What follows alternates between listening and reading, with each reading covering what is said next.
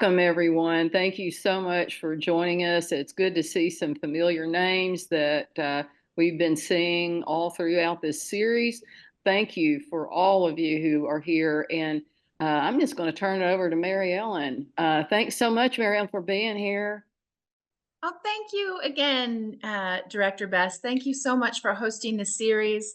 As someone who works with a really small nonprofit myself, that my husband and I have that does our humanities work, I think these workshops are just so important for small to mid-size humanities organizations throughout our state to really help us as a group leverage the resources that Humanities Arkansas gives us, where we can then fundraise, of course, for additional resources on our own. So we all, as a humanities nonprofit economy, thrive and not just reach, but surpass all of our goals. So today we are on 8, right? We're on 8 of our 8 Fundraising Friday series sessions. I'm really excited about this. Just so you know, they are all available via YouTube. So if this is the first one you're attending, know you can return and see all of these on the Humanities Arkansas YouTube channel. And I have a little snapshot of that and show you how to get to that later on in our presentation. So today we are capping everything off with building strong fundraising boards. And I think this is an area that many of us as nonprofit leaders struggle with. So I am hoping today provides everyone at least 1 or 2 really strong takeaways to strengthen the fundraising participation of our board members. As always, our goals are pretty much the same for all of these 8 sessions, but our goal is to learn some basics and terminology over this lunch hour, to also know we're going to go pretty fast, because our goal is to have about 30 minutes of content and then leave at least a good 15-20 minutes for Q&A and discussion about our boards and our boards' effectiveness. I think a really good goal is just to have 1 or 2 really big takeaways, something that you can implement immediately to start improving your nonprofit board fundraising efforts. And of course, I like to say, as many do, you can't spell fundraising without fun. So I want us all just to relax and have fun and enjoy some of our time today. So since we last met, new data has been released about philanthropy in the US. So just last month, we got the new 2024 Giving USA report. And as many of you know, I've talked about the Giving USA report. It really is the go-to resource for data about giving in the United States. So last year, 2023, right, off of tax returns, they calculate that giving in the US was a total of $557 billion. Right? And that was actually up from 499. I think this is the first time we made it over $500 billion. $500 billion. If we think about that, $500 billion. So that is a lot of resources given away each year. And even though it was up, right, you can see the number improved from 499 up to 557. If you calculate the impact of inflation, it technically is slightly down a hair. But overall, giving in our country remains strong and remains very solid. So who is this who are the groups giving this money? That you can see 67% come from individuals. That's up 3%, right, from last year. Giving by foundations is also increased up to 19%. Giving by bequests, which is also individual giving, right? Individual giving. And that is a typo. It's not 75%. Sorry about that. It's 7%.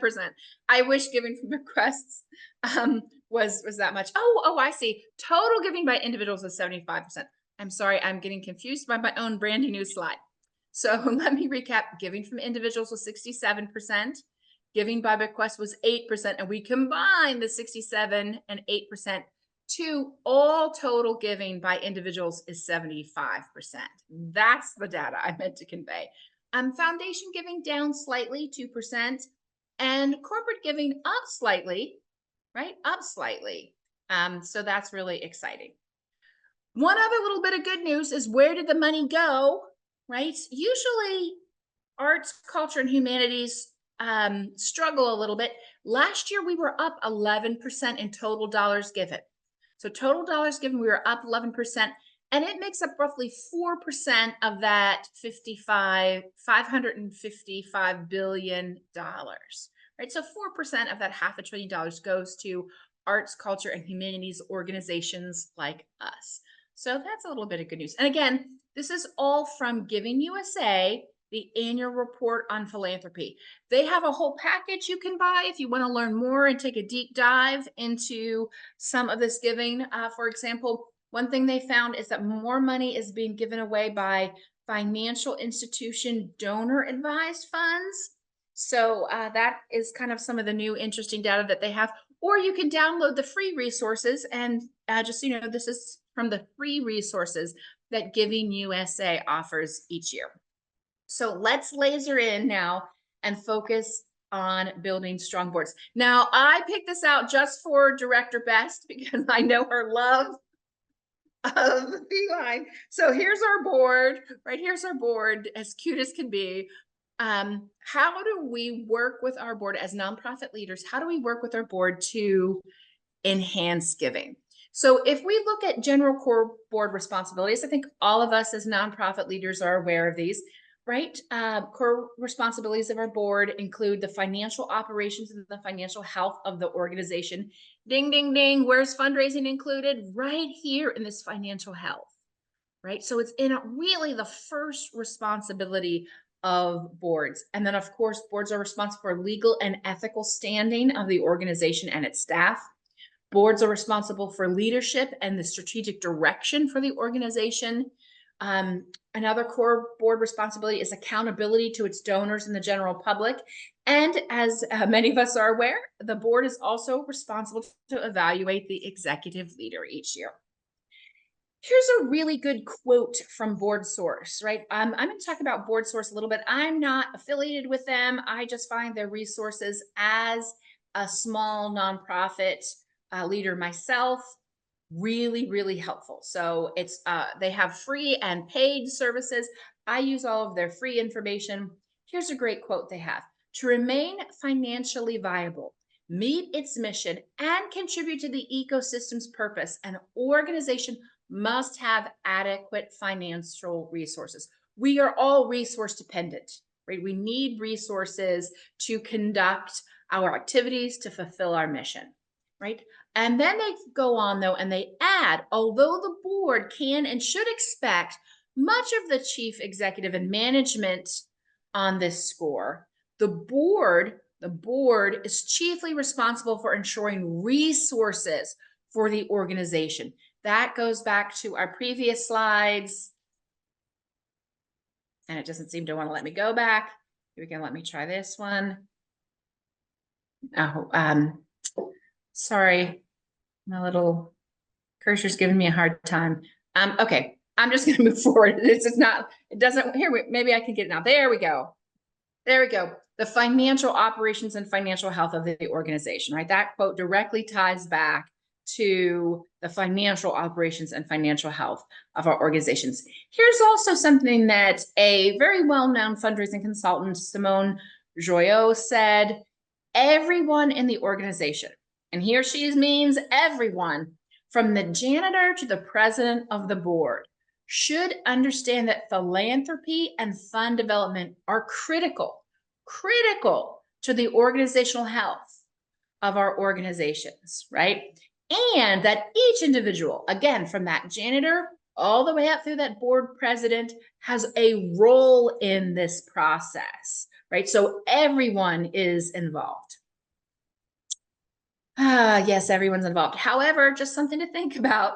A research study, I think this was done in about 2018, 62% of nonprofit CEOs rank their boards as poor or fair in their fundraising performance. Look at the sad CEO right here. Look how sad this cutie pie is, right? Sad, sad, right? So where's our disconnect here? We have some sort of disconnect here. What can we do about this? What might be a solution to this disappointment or this poor, right, fundraising performance of many of our nonprofit boards? I'm going to suggest one thing we need to do is create an improved culture of fundraising for our boards. Okay. That's going to be my big suggestion today. We all work toward creating an improved culture of fundraising for our boards. We all want to engage boards, right? Here's our funny, here's keep a little bit of fun in our presentation today. The annual board meeting of the Center for Interpretive Dance. Look at their reports. You can't do a better report for interpretive dance than these hardworking board members right here are doing. So we want all engaged board members. So one key tip is to help us keep our board engaged in the fundraising, the revenue generating portion of our nonprofit, is to keep clear, consistent communication about fundraising responsibility and rewards of the organization when that happens. So about board fundraising responsibility, we want to keep communicating that as clearly and consistently as we can. And then we want to also communicate the rewards gained by our organizations when that happens. So one way we can create this, not create, maybe enhance this culture of fundraising on our boards, is to really set the foundation. So for all your new board members, right, that we're working on recruiting, we want to start talking about fundraising through that clear communication right away, right? So in recruitment, we want to talk about fundraising. During new board member orientation, we want to talk about fundraising. During each board meeting, somewhere in that board meeting, we need to talk about fundraising. We need to work with our chair, right? Our chairs of our boards, right? To encourage their leadership about fundraising among the board and for the organization. And this might be something tough, but we'll talk about how to do it. We want to encourage our board each year to do an annual self-review of their own fundraising activity and impact, right? We want the board to self-assess and self-evaluate their contributions to fundraising each year. Now, in recruitment, sometimes we will, one woman, when in doing my research, one woman basically said, I just look for someone with a sparkle in their eye when recording new board members. But we don't want to report a new board member who says from the very beginning, no, fundraising's not for me. Right? Because again, that's part of the core responsibility. So that's why it's really important to start that conversation in recruiting new board members right away about the role of fundraising and how important it is to the overall health of our organizations. So again, the fundraising culture is going to start from that very first contact with a possible new board member, that recruitment moment, that phone call, that lunch, that meeting. And here's a quick tip. If we're having an encounter with a lot of potential board members who are saying, I like your organization, I think it's very important, I value its mission, but I'm not interested in the fundraising side, maybe one thing we can start with is choosing board members from a list of our consistent annual fund or consistent leadership donors as these possible new board members. So before we turn at large to people in our community who are maybe not currently engaged with our nonprofit, maybe we could start by looking at the constituency that is already philanthropically engaged. Just something to think about. The overall consensus among the research and really the top consultants, the top authors about nonprofit fundraising is that all board members must participate in giving to the organization in some way. That's really the overall consensus, that all board members must participate in giving to our organizations in some way.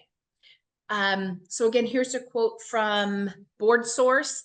To become a committed fundraiser, a board member must first make a contribution, right? We must make our own contribution as board members. and then think about how, as board members, we can encourage others to join us in supporting this organization. Board Source says this requirement is the cornerstone of individual fundraising, because it allows a board member to use themselves as an example of someone who supports the organization, right? Once you give to an organization, it just allows us much more easily to ask others, to invite others to help us reach our goal. It's a much harder conversation to have when we ourselves are not financially committed. Just something to think about. We've talked about this at least 3 or 4 times during our 8 workshop series about why donors give.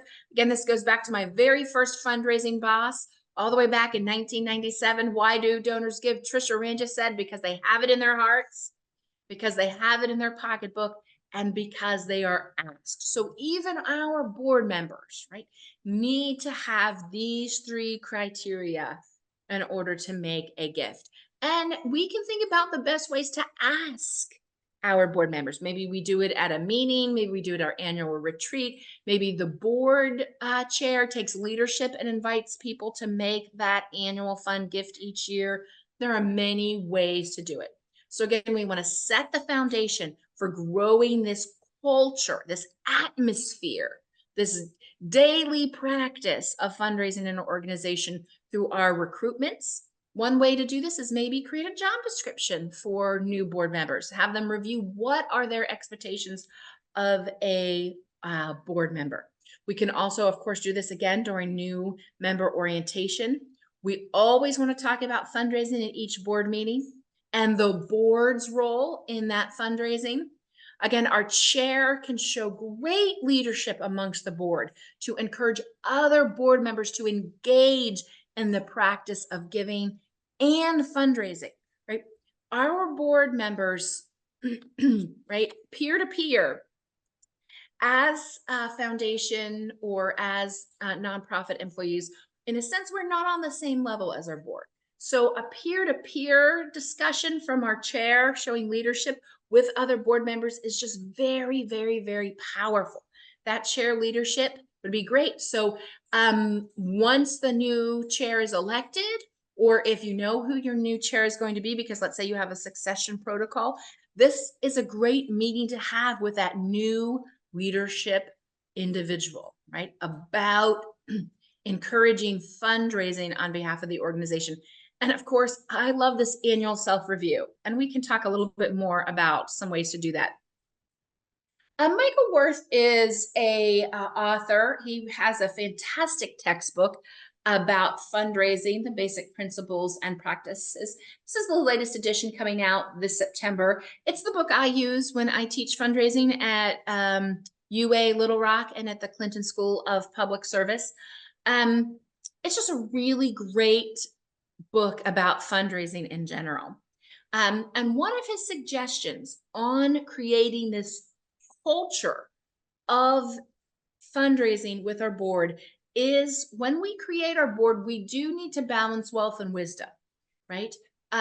So we need to think about, as our board, each individual member, we need to think about those who are prepared to govern and those who are prepared to significantly invest. Each board member may not be both, right? We all have individual strengths and weaknesses. Sometimes very, very wealthy people don't have a lot of time to govern, so forth. So we want to think of that balance between wealth and wisdom when we create our board, when we invite new people to join our board.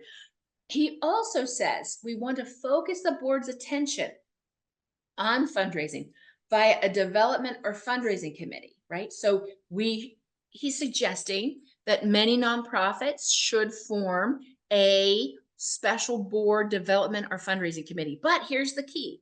We don't delegate that responsibility to just that committee, right? So the rest of the board, in a sense, isn't off the hook. Instead, the goal of this committee is to lead the entire board in fundraising efforts, right? So the responsibility doesn't get shifted onto the fundraising committee, but instead the committee leads the entire board in helping advance fundraising efforts for the organization. Here's some tips from Worth. He says we should establish policies to set expectations for that giving, right? Because remember, it's much easier to ask others to participate in fundraising when we ourselves have given. So he's going to suggest we do one of two things. We have a 100% participation goal each year, or we suggest a minimum gift. Some organizations prefer the minimum gift. They say, I want to, we're expecting a minimum gift of $1,000 from our board. Some are even greater in this region, depending upon the nonprofit. And that expectation is in the original discussion before we formally invite someone to join the board. So pick one or the other, right? Either participation or a minimum gift. A minimum gift for your organization might be $250, right? It might be a sustaining gift where you ask someone to give you $20 a month, right? For that entire year they're serving on your board, $20 a month. And you can see how that's going to add up very nicely to that annual fund gift. He does have a discussion, and we have all heard of the 3Gs. In fact,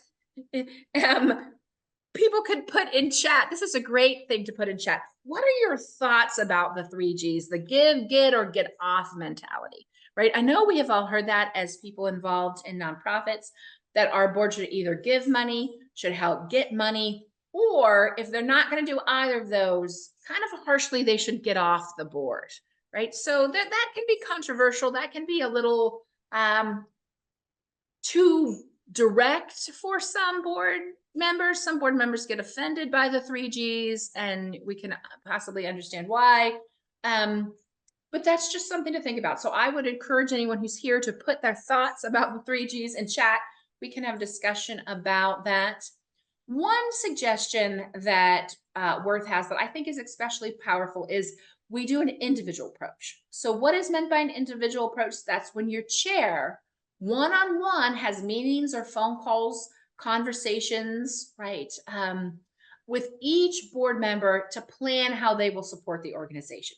So are they going to make a contribution? Are they going to help solicit gifts? Are they going to be involved in leading ticket sales for that event that's coming up? What is going to be their role, right? And that can be done if we have a reasonably sized board and a dedicated chair. A chair might be interested in doing that. This is the most time commitment, right, of all these strategies, but it is the most powerful, probably the most effective. So, haha, back to funnies. Right, here's two nonprofit board members, and the one says, our board has always been focused on growth. We started out with just 8 members, and now there are 27. So this is obviously not what we mean by growth here, right? Not what we mean by growth. More board members does not necessarily mean a better result. So just keep that in mind. I probably would say the average board has between 8 to 10 members, probably in Arkansas. I've seen as many as 30. That can be a little, can get a little difficult sometimes. Maybe that's where we go back to our CAT board, where they're a little hard to, wrangle all up. But just remember that more does not necessarily mean better. So instead of growth by members, we want to grow this culture of fundraising, right? So here are some practical tips. We're going to talk about some steps for growth, right? We want to keep that fun and fundraising here. So one thing to remember when we think about steps for growth is that all board members possess different skill levels and different aptitudes for solicitation, right? Again, this is a great explanation by board source. Not every one of our board members is going to be good at the same thing. So we can create different tools and activities as nonprofit leaders and as nonprofit staff to help our board. One thing we can do is create a checklist of different ways that board members can participate. So maybe at the first meeting where your board chair is going to be talking about growing our activity in fundraising as a board, there can be a checklist of these different ways that board members can participate. They can give themselves, they can encourage their friends or their colleagues to give, they can pursue matching gift opportunities.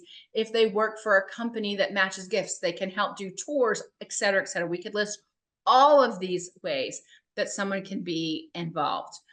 Also, one of the keys, right? One of the ways that an organization can engage people in fundraising, regardless of the position, right? From that janitor up to that chairman of the board, is a how to give info sheet.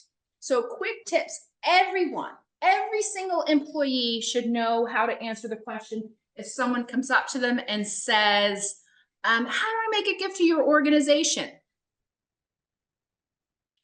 We want everyone to have an answer for that. Okay, so that's a key, right? That how to give info sheet. Everyone, every member of our organization, every board member, every stakeholder should know how to give a gift, right? Another really good tip is to create a one-page annual fact sheet. So, and this has basic quantitative and qualitative data. How many events did you have in terms of, if you're a museum, exhibits? How many visitors did you have, right? What's your data? How are you engaging the community? This quick annual fact sheet, maybe some quotes for people who attended your activities, your lectures, or your events, right? Just a basic quick fact sheet that has the key data that you want to share with the community about your nonprofit. We can also provide some sample elevator speeches. We can provide a basic introduction to our organization. What is our mission, right? What are our greatest needs? What are our goals for this year? Quick, right? We know that elevator speech, 2 minutes, right? 2 minutes. But one thing that also might be a nice board activity to do, right? Just some ideas, a nice board activity to do is to get board members into groups and have them create that elevator speech, wink, wink, that we can then all share with each other. So maybe people get 3 or 4 options on elevator speeches about your organization. And that's a great board activity, right? Because when the board is invested in creating that quick elevator speech, we're more likely to use it, right? So just a quick idea. And of course, something that we can do too is we can create some board mentorship opportunities where we officially or unofficially connect up newer board members with more experienced board members, maybe board members that have strengths in certain categories, like maybe solicitation or prospect identification, with newer board members who are just growing those skills, right? So that board member to board member mentorship can be very powerful.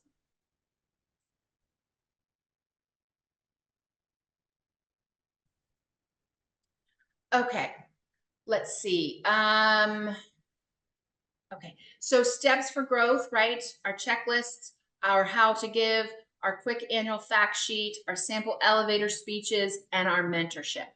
Some additional ideas are to engage our board in stewardship opportunities.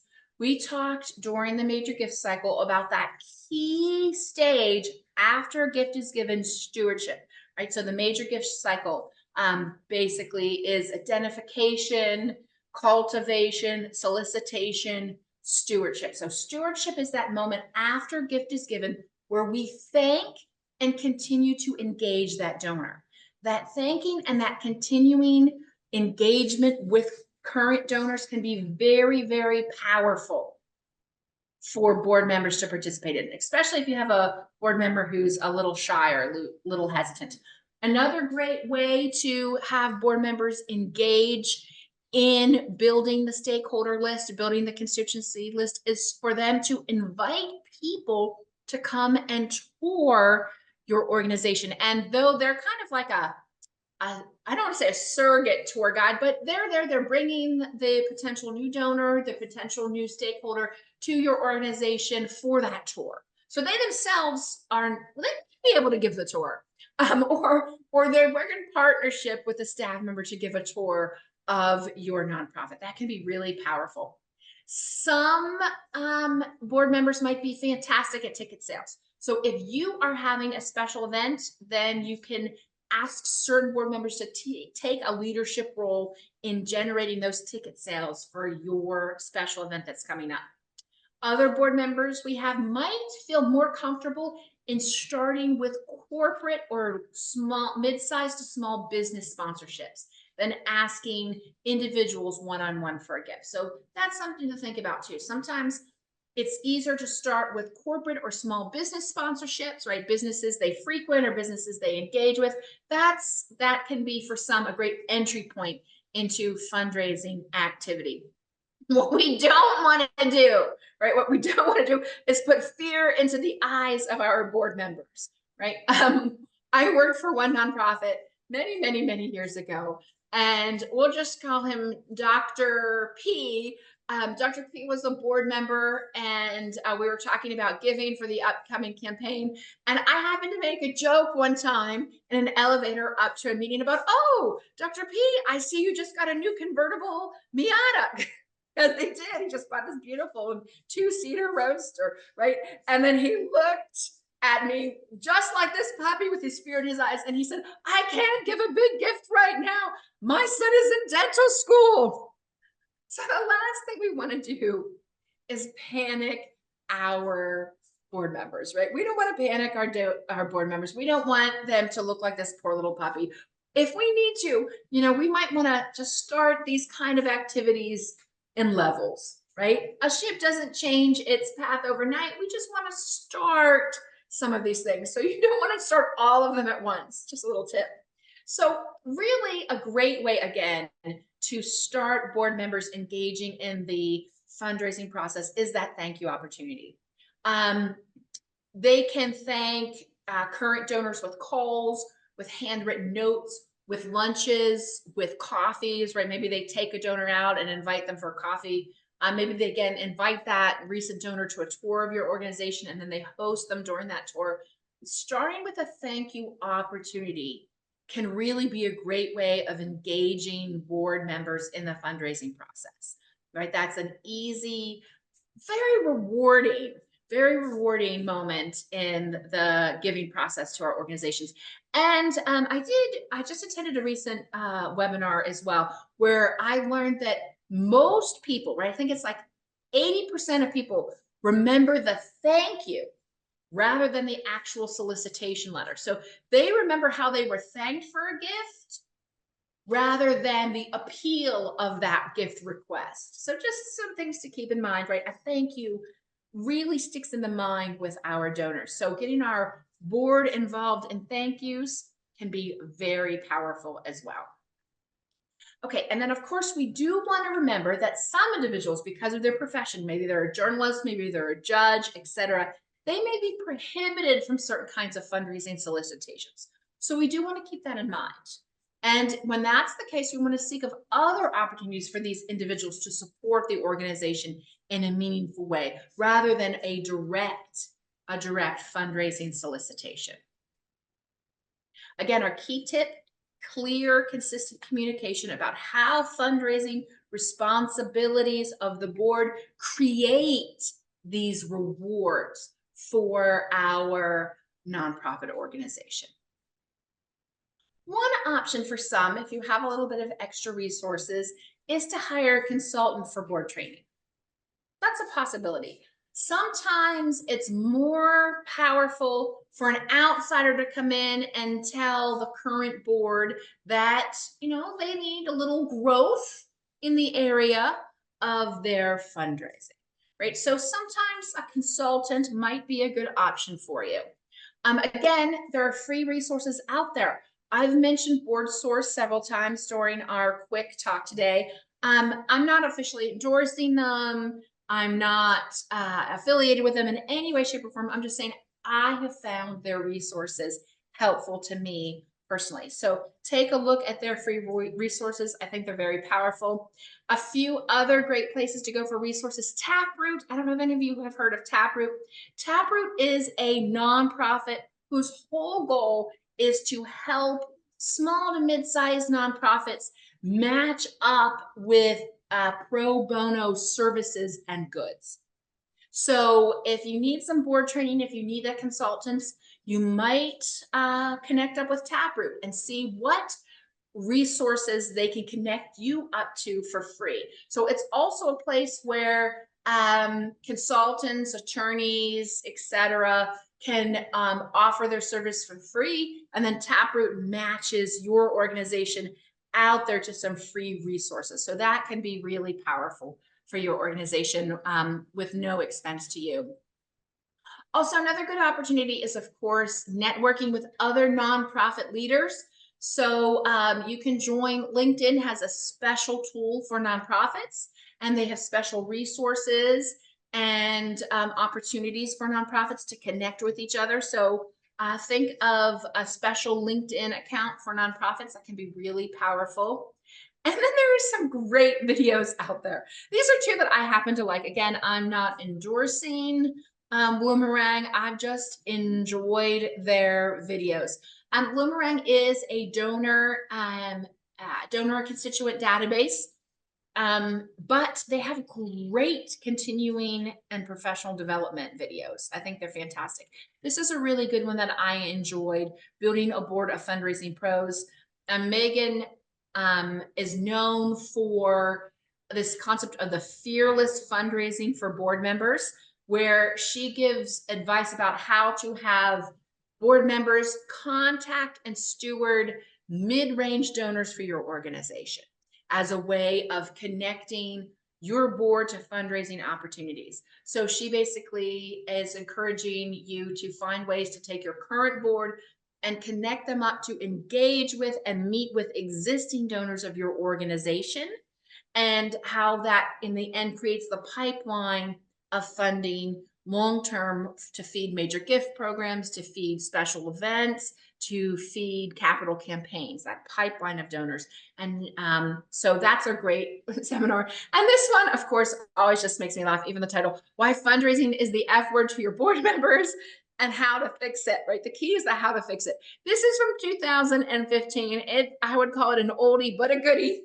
Still offering really, really powerful and strong information about how we as nonprofit leaders can best engage our board and keep the fun in fundraising. Rather than, make fundraising that F word, we can make fundraising that fun for our board. Because this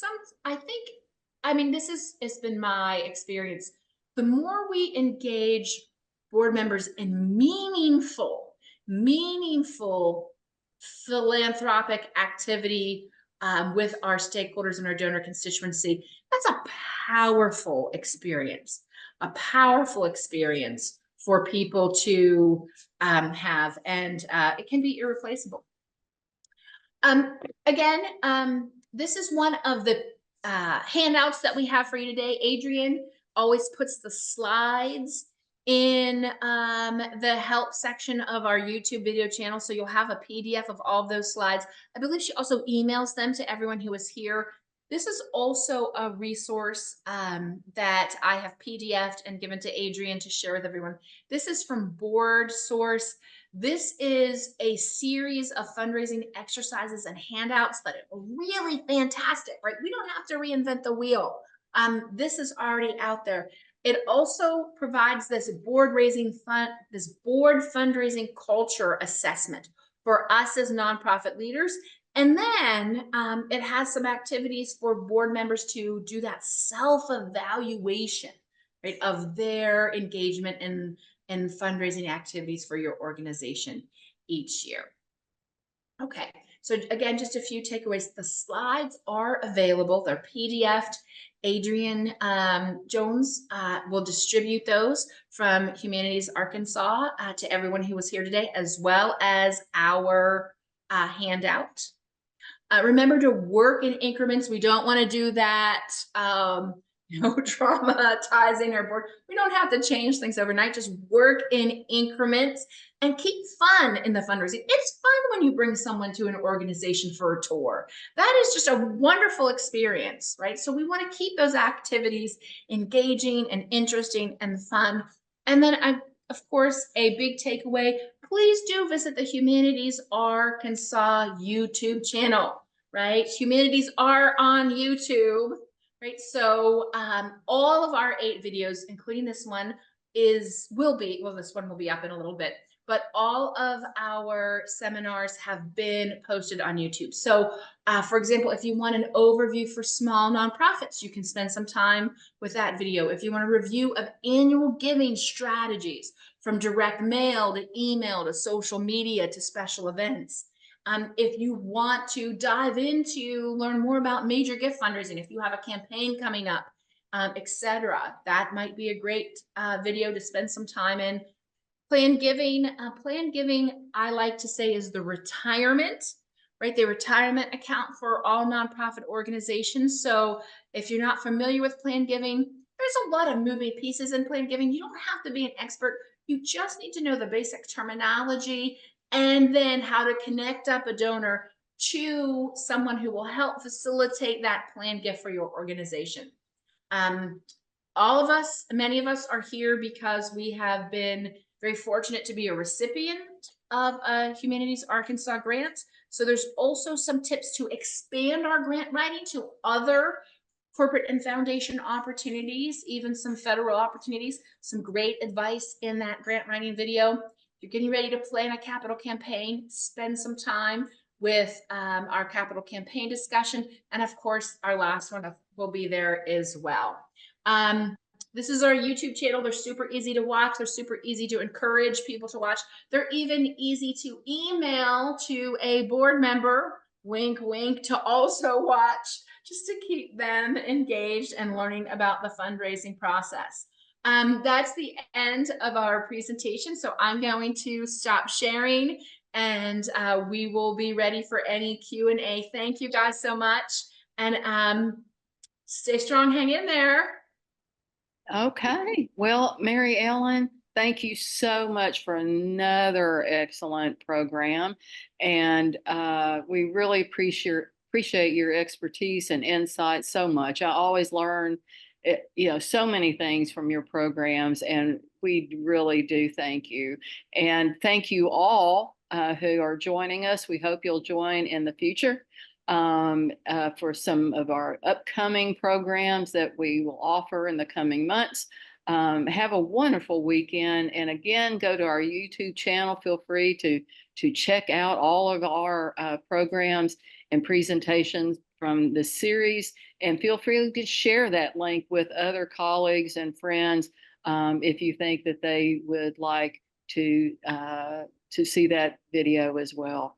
Well, take care. Have a wonderful weekend. Thanks again, Mary Ellen. Thank you all. Bye-bye.